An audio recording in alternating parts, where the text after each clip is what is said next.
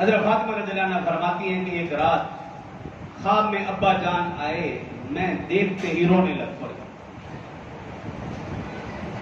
میرے آنسو دیکھ کر ابا جان نے کہا، اے بیٹی پریشان نہ ہو،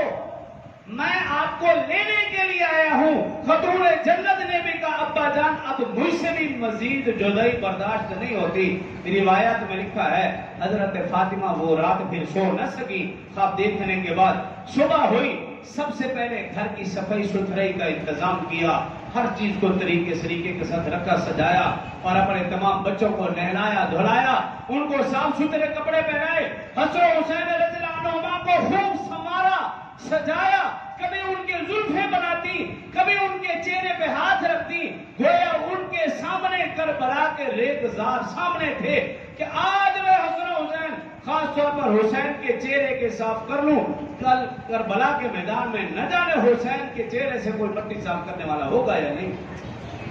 بار بار انہیں دیکھ رہی ہیں، چوم رہی ہیں،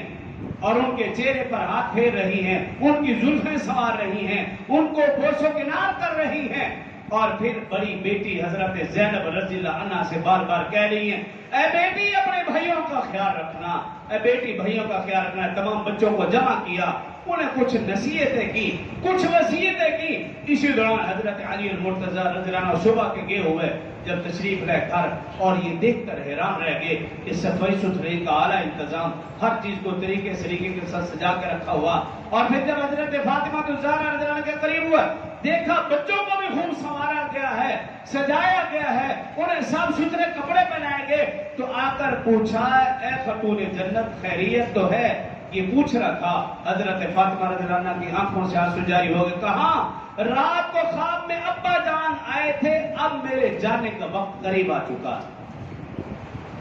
اور پھر حضرت علی المرتضی رضی اللہ عنہ سے کیا کہا، اے علی، زندگی میں میرے جسم کے اوپر کسی غیر مرد کی نظر نہیں پڑی، صرف یہ نہیں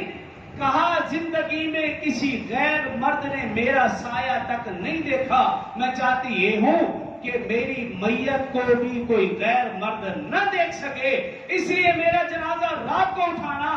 اور میرے کفن کے اوپر درخت کی ٹہنیاں ڈال دینا تاکہ میرے کفن کی سفیدی کے اوپر بھی کسی غیر مرد کی نظر نہ پڑے۔ یہ خاتون جنت ہیں۔ اور آج کا بدبخت ہے کہ کربلا کے میدان میں اہل بیت، رسول اللہ صلی اللہ علیہ وسلم کا خاندان، حضرت فاطمہ رضی اللہ عنہا کی زوجہ اور بیٹیاں بے پردہ خیموں سے باہر نکل رہی، اس سے بڑا بدبخت کائنات میں کوئی نہیں ہو سکتا۔ تو حضرت فاطمہ الزہرا رضی اللہ عنہا 6 ماہ کا